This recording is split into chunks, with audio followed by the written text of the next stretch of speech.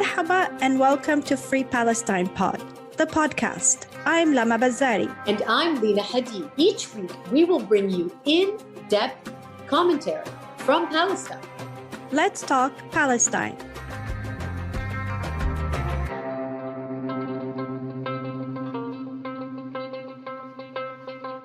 Today on the show, we welcome filmmaker, writer, and director Najwa Najjar, who is based in the occupied Palestinian territories. Najwa has worked in both documentary and fiction, and her critically acclaimed films include Eyes of the Thief and Between Heaven and Earth. Marhaba Najwa, and welcome to Free Palestine Pod. Let's talk Palestine. Ahlan, ahlan. Our historic Jerusalem is your home. How much inspiration, Najwa, do you draw from daily life in Al-Quds and Palestine in your storytelling and films? It's an interesting question. We're often asked, is that the only thing that you can write about? I'm just going to go a little bit, just if you don't mind, a small story. When I was studying cinema, and I was thinking about, and I was studying in the US, and of course, there's a whole demonization of not just Palestinians, but Arabs. And then it became a religious demonization with absolutely no historic context, with absolutely no background. And if there is a background, it's used to their own way of thinking, their own way, their own agenda. So I figured I either get upset or you do something about it. And that's when I really wanted to go into cinema, and I went back to Jerusalem, and that's where I've been living since graduation. It is an important place to me. I mean, it is a place where I didn't grow up. So a lot of what I do is research-based. It's based on friends' stories. It's based on the small things that when you don't grow up there, you try and understand. It's seeing history, trying to tell it through a story. So I could say that almost everything that I do is kind of inspired by Jerusalem, by the West Bank, by historic Palestine. So much of my past, of what I've lived and what I'm living now. Yes, I can say that. So Najwa was actually a graduate film student of my father, Glenn Harnden, and both my mother and my father, my mother, who had also had a bit of background in education and communications, were huge fans of Najwa. And my father saw a huge future and career for you as a film producer. And I'm just wondering, so post-studies, how has your career evolved thus far? When I first went to Jerusalem, it was a bit tough. I mean, I'm coming to a place where big dreams and in a very difficult place, and having never lived under occupation before, that was really an eye-opening world for me, because when you read it and you study it and you talk to people and you understand the pain and you almost feel it in some by osmosis on some level, when you go there and it's an everyday grueling lifestyle of waking up in the morning and, going out, facing checkpoints, having your heart broken every single minute. When the wall came up, we were there. The wall, we had to move from our house because it took away our sunshine. It's going down and seeing boys that are being lined up on the wall and being searched and having guns to their head. It's having a gun to my head and not saying anything, because you know that you absolutely cannot. Of course, I didn't know that at first. I would argue and I would fight and I would do everything with soldiers. And one time I even ran a checkpoint, and my sister-in-law was like, "Are you crazy? They will kill you. You are insane." And you don't want to break your own spirit. And I think that was the hardest thing, is that you're trying to live with dignity every single minute, and you're trying not to be down or depressed. And then you have to come home after working and seeing all of this. And I worked also part-time as a producer for German TV. So I would go and these are the stories that they wanted.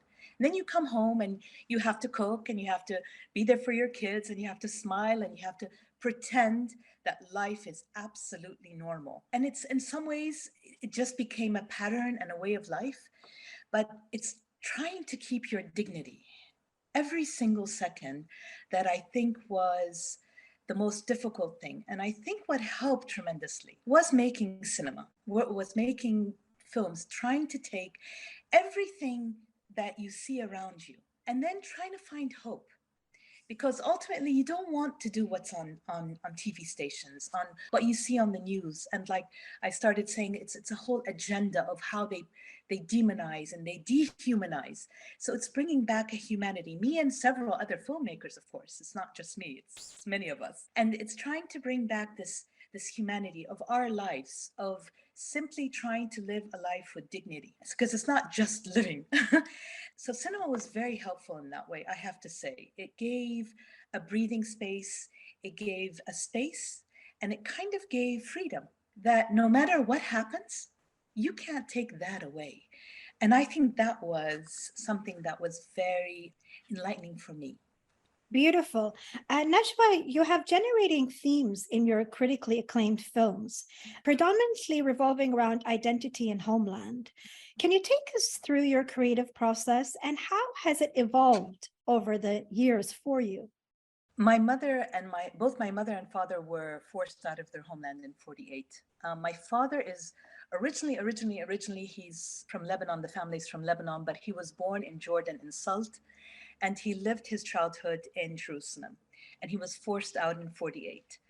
My mother was from Jaffa and forced out in 48 as well. So we grew up on these stories. I always kind of had a fragmented kind of history, a fragmented life. We were, for a short time, my family was in the US, and then we lived in Saudi Arabia, and I did my part of my high school and my university abroad. And it was always, I think, that search for a homeland, for an identity, for finding out who I was. And we never had an issue. It was never all Palestinian, Jordanian. When somebody asked me, I was 17, I think, are you Jordanian or Palestinian? I actually didn't know there was a difference. I grew up in this kind of like pan-Arab household. And it was stories that I heard, stories that I didn't hear. I remember coming to Jordan to visit my aunties with my mom, and my mother and her sisters would go into the bedroom and they would lock the door. And the doors were with the ones with the windows on top. And you'd have all the cousins would all be sitting on top trying to see what our mothers were doing, and then we'd see them cry. And we never understood that at all. And it took time as we grew older that we understood, the loss and what it meant to them. And because even though they were very young when they were forced out, it was also something that always was reoccurring. And this is memories that I have in my childhood. And it took until one time when my mother tried to go back to Jaffa, and it was me and my brother, and we were quite young. We went as tourists, and I was, I think, 10 maybe. And I remember my mom sitting, and she's telling the driver, go to the right, go to the left, and then she just stopped. And I could see that she was about to break down. She couldn't find her house in Jaffa. And so when I did my first little documentary, it was Naim and Wadia, and it was really a search. And I think that's when that search, I had come back to Palestine. I was living in Jerusalem, and I wanted to find my mother's home. And then it turned out to be a much more of a documentary than just a search. I think it was a search for a homeland, a search for an identity.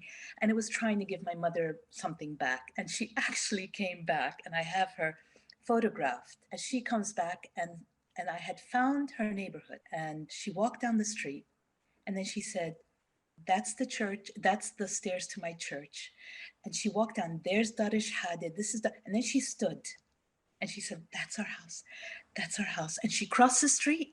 She didn't look right or left. She walked up the stairs, she knocked on the door. There was a Palestinian family living there, and she said, I'm the daughter of Naim and Wadia, this was our house. And she walked in, and she didn't cry, but she did not stop talking.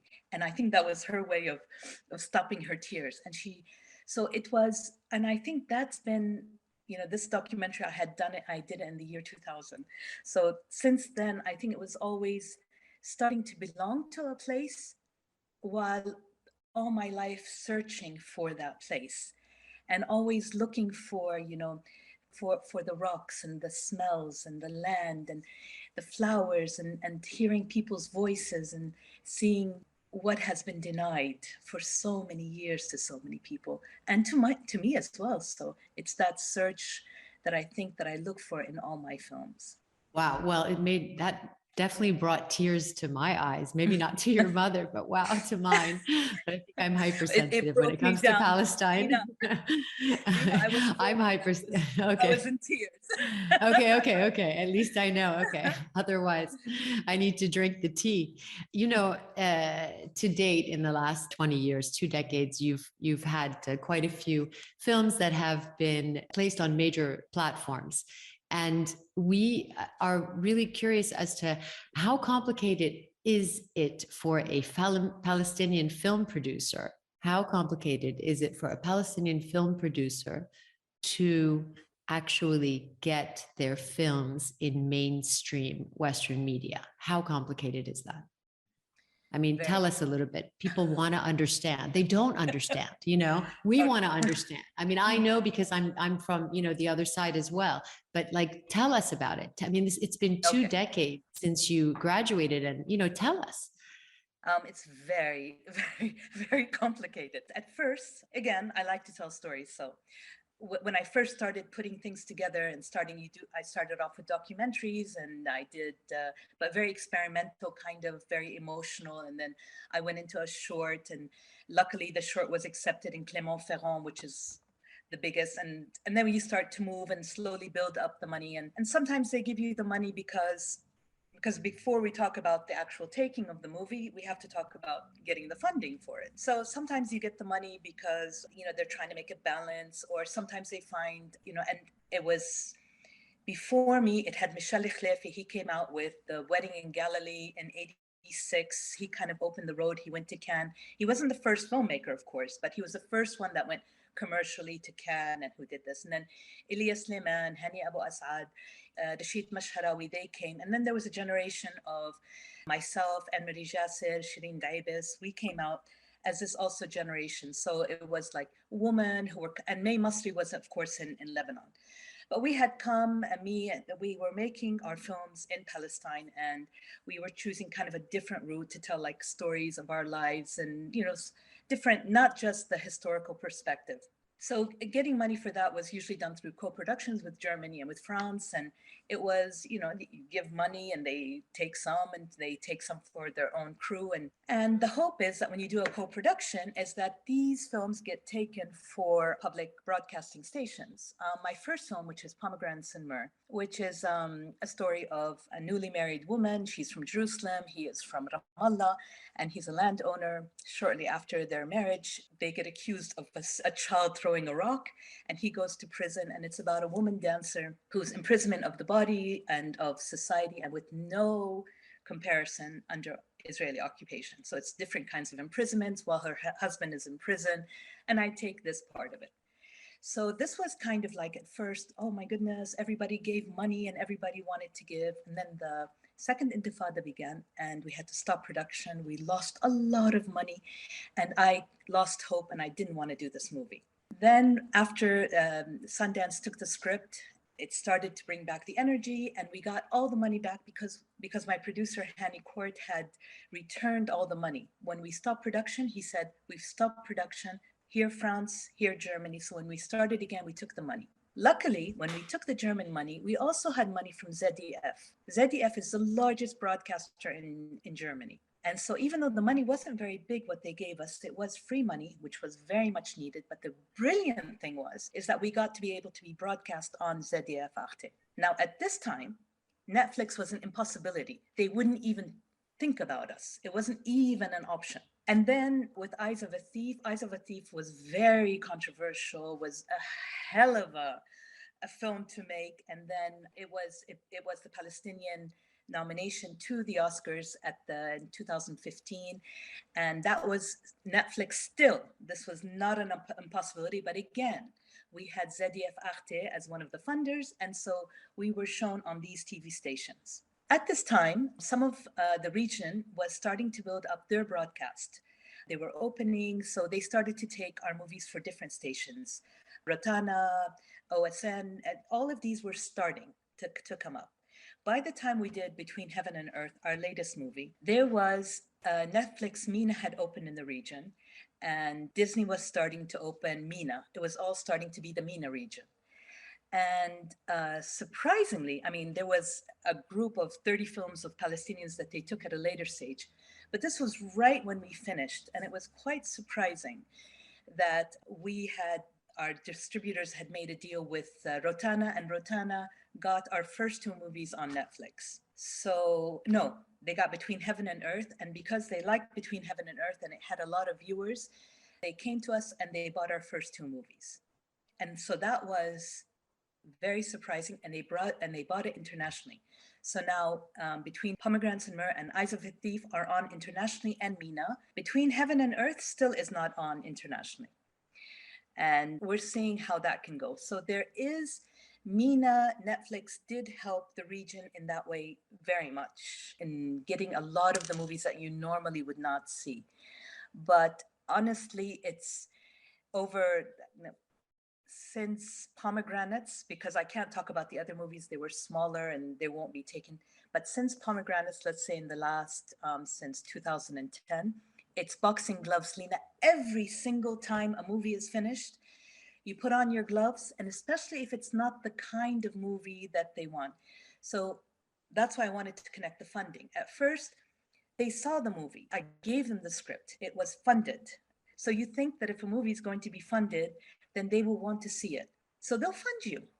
But then when it comes to try and getting your movie on major broadcasters, unless the broadcaster has come on board and has trust in you and likes you, it is incredibly difficult, because it's seriously, usually not the kind of movies that they want to see about Palestine. What they want to see about Palestine, this is what I have noticed, is that it's an extension of what is on the news, or the borders that Israel has created for us, the checkpoints that Israel has created for us, those should be our checkpoints in our minds. You are not allowed to go beyond these checkpoints. Don't go. You can talk as much as you want about those checkpoints, but don't go further. Don't jump those checkpoints. So if you do, it becomes a little bit, this is our experience, it becomes much, much more difficult, much more difficult. So, but we've been lucky, so I'm not going to complain, but I'm saying that it is a process and nobody should expect it to be like.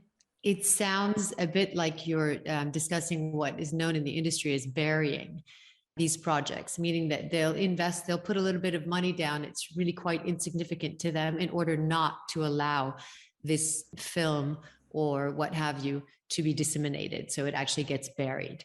And yes, I mean, that's definitely something that happens in the industry, and it's so controversial for them, although it shouldn't be, but it's such a Zionist kind of these entities that it's hard to, they don't want to see any successful Palestinian film producers, so that happens. We see that happening, but that's a pity because your work is really exceptional. So thank you.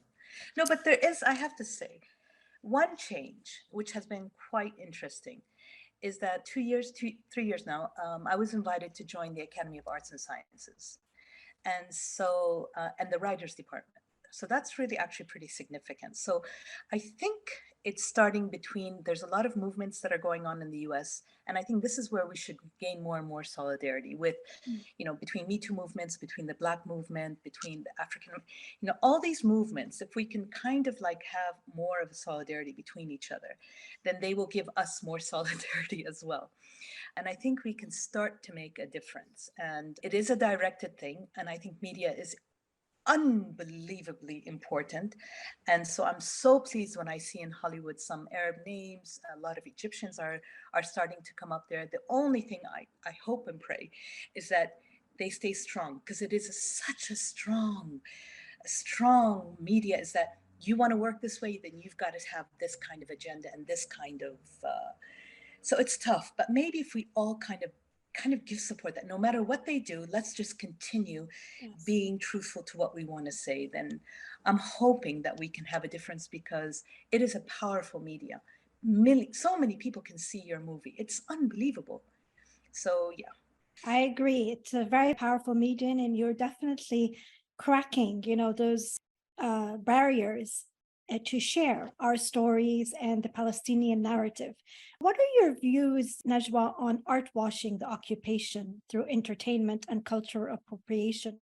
It's been going on for a long while. I mean, one of the main things that pushed me into cinema making. And I think that my generation has to now support a younger generation, which has to support a younger generation. I think we can't be selfish, and we cannot be, we can't listen to them.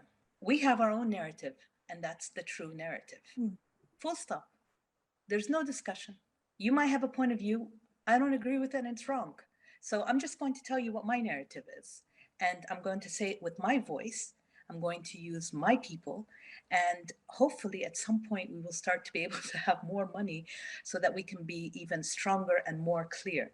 Because money in particular after COVID has completely, if not, there's some money out there, but not that much. And it's going to very, very big budget movies, and it's becoming very, very complicated for younger filmmakers to make their films. So I'm actually planning this for my next movie. I'm doing a musical film. And what we're hoping is from people that want to put in some money is that we can maybe find a way, is that when the returns start to come in, that we make a smaller fund for one filmmaker from one camp, or from the West Bank, or from somebody who has an underspoken, male, female, who needs a voice, who's written a script that has something to say, so that we start to encourage it, because it's becoming very difficult, especially for younger filmmakers to get some money. The funds have dwindled almost down to nothing. And I think that it's cinema and poetry and literature and music, and saying it with our voices loud and clear is the only way to do it. It's the only way. We've got justice on our side. So it just takes time, and it takes a lot of voices. And I think when you see something like what happened in Qatar at the World Cup, you just say, just let's be patient. It's okay, but let's really just support each other and just continue. Don't focus on the noise. Just focus on what's right. I'm always saying to everyone at the lobby and everyone, like, we all need to stick together and be good to each other. It's really the only way that we're going to be able to succeed. And I mean, we definitely are united, as Diana Butu keeps pointing out to me. So that's how we survived for 75 years. So, but okay, Najwa, so rumor has it that you are working currently on a film that it might be a major motion picture film that could eventually end up in Hollywood. Is that true? Is it possible? Maybe you know me, Lena. Hollywood was never like my thing, but doing something for the Arab world that is so huge. It's this is the hope that we've been working on now. It's been 2 years, but it's fine. It's gone by like this. Is trying to take an era which has really been not even seen, and so important part of our history and our lives and everything, that cinema started in Alexandria in 1927, 1926. And one of the major players was Ibrahim and Badr Lama, who had come from Chile, two Palestinians, and they are accredited with making one of the first movies in Alexandria. And then there are all these amazing, amazing pioneering men and women. Badi'a Masabni, Thiya Karyoka, people that gave up their wealth, their lives, their parents held funerals because they said they had entered this field. And if it wasn't for them, we wouldn't even be here. They gave up so much. And yet when you read about Alexandria, you read about Kavaki and Forrester, and this is what you read about. And it's just like, these are the top 10 in the world, top 20 books in the world, and our story is not being heard. So again, I worked in a story set in Alexandria, Egypt. It's a big musical. It's not like a small musical. And it's taking writers of that time, it's taking the persons of the time, it's taking the women of the time, and building it in to tell a major, I guess it's Hollywood dish story, but it's really for us. It's so for us. It's our music, and if the West loves it, ahla wa sahla. And if they don't, I'm just hoping that we in the Arab world, that it will be something that is of, just a fun, good movie which really reflects our history, music, life, and who we are. How about Bollywood? That sounds How about Bollywood? I mean, that's a great target audience. Yeah, Bollywood, I think they would be interested. We have some interested Indian composers, and we have that, and we might bring in some dancers from there. We're making connections, and there is a Hollywood connection, but it's one person who has an amazing experience with making a musical film, because we have not done a musical in our part of the world for the last 50 years. So there is a Hollywood connection. And if it goes there, I'll be so happy because Of it's our course, source. we're all rooting for you. Oh my Yes. gosh, are you kidding? We're all here. We're here to aid and abet you, and we're rooting for you, Najwa. We Yalla, need inshallah, this. I inshallah. mean, inshallah, inshallah.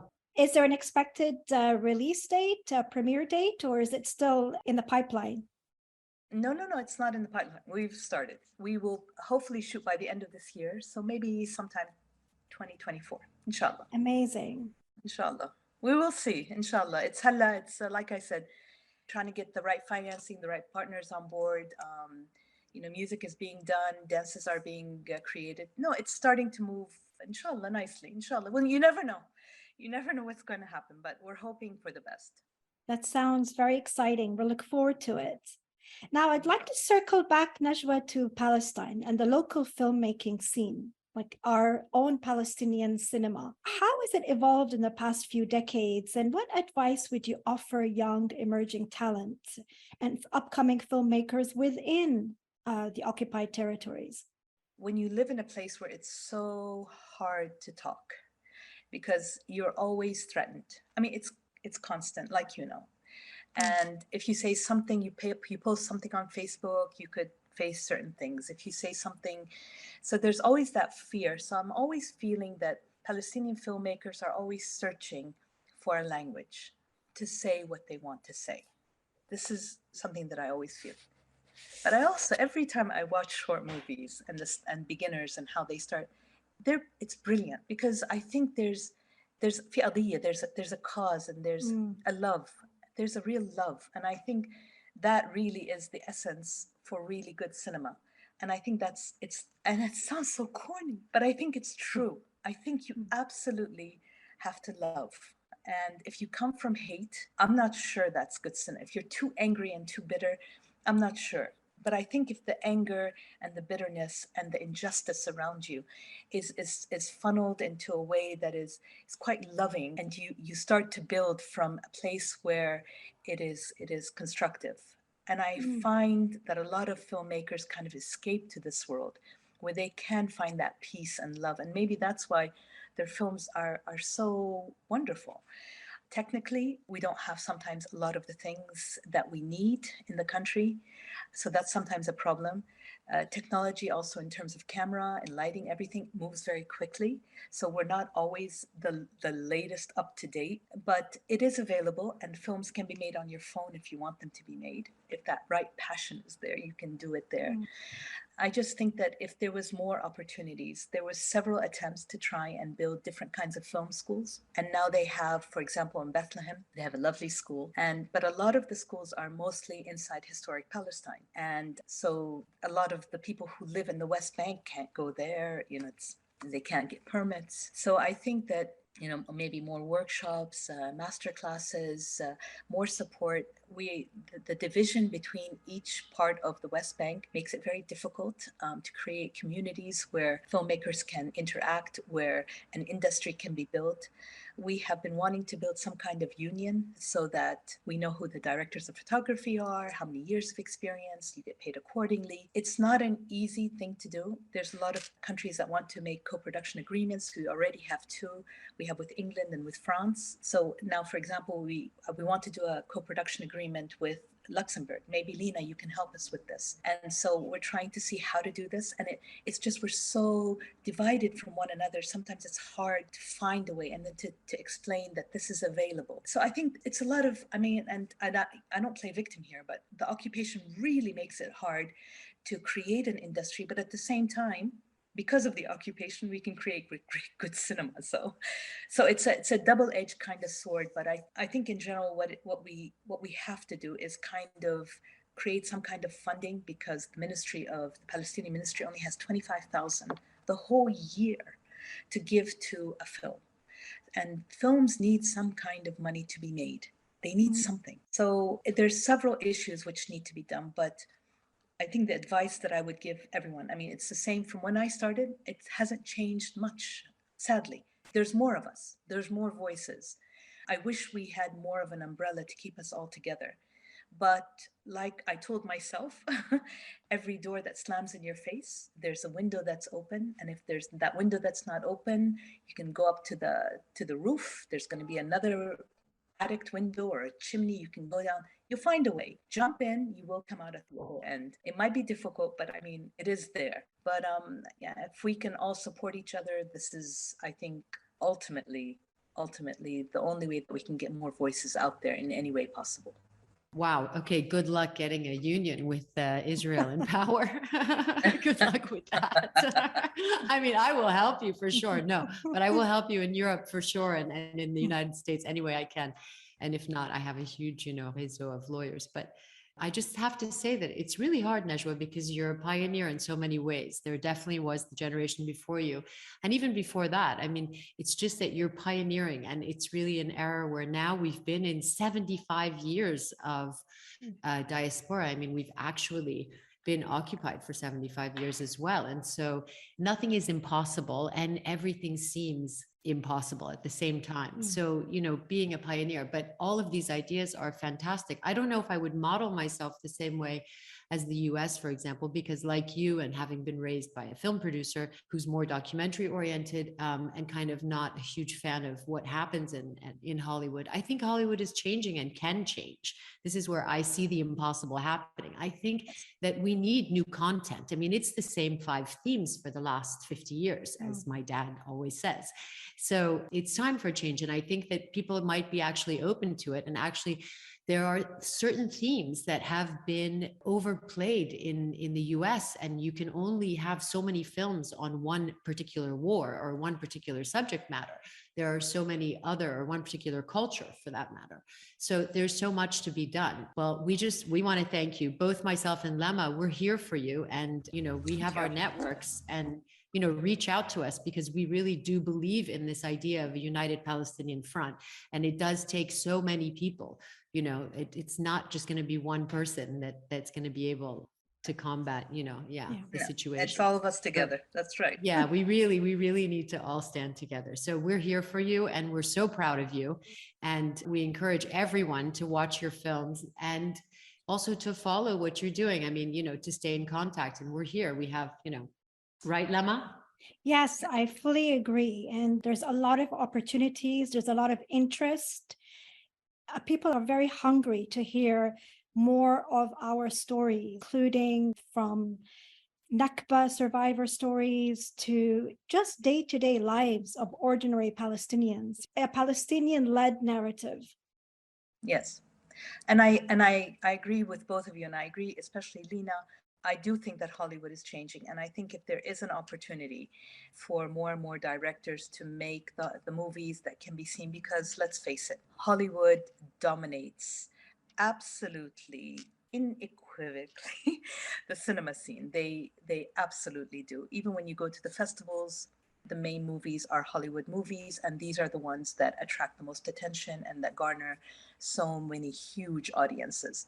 So ideally, it would be great to have more and more people that kind of fit into that place where they take the Palestinian narrative and say it clearly and honestly and as openly. I'm just, at this time, I still doubt how much that is possible to say it as clearly as we want to. Maybe my movie, this musical for me, will be a test, whether it will be heard, whether it will be seen in the huge numbers. I know that our movies are seen, and I know that we do have support, and it has increased over the years. Before, when you said Palestine, nobody would know what it is. Now people at least know. At least now when you say I'm Palestinian, they go, there is that, especially in the US, more and more people say free Palestine. So it is changing, that's for sure. But I'm hoping that it will change more. And Lena, if more and more actually come into Hollywood, that would be wonderful.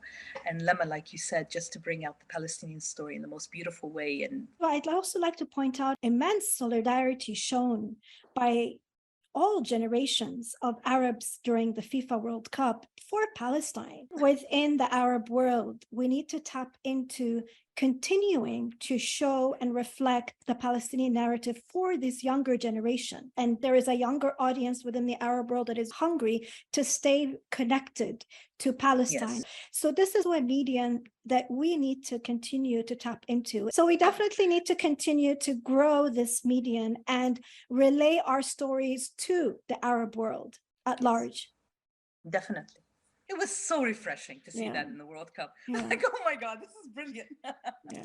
It was So, even anyway. more refreshing to see countries that had normalized with Israel and their people were actually, I mean, this is the sort of, revolt against their own governments who definitely, have a different idea in mind. So that was even more interesting to see, I found. I mean, we the unequivocal support from Lebanon and Tunisia and certain countries is clear, but it was very interesting to see Morocco and a few other countries kind of rebel against normalization. Yeah, our movement is growing, our voices are growing, Yes. we're united, and so we need to keep the momentum. And thank you, Najwa, for all the work that you do. Thank you. Thank you so much. And thanks for making these podcasts. It's wonderful. And thank you for including me. I appreciate it. It's lovely. Thank you for joining us today. Bye. Thank you for joining us this week on Free Palestine Pod. Subscribe, like, rate, and review wherever you listen to podcasts, and follow us on Instagram, YouTube, and Twitter. And be sure to come back next week for a new episode of Free Palestine Pod. Let's talk Palestine.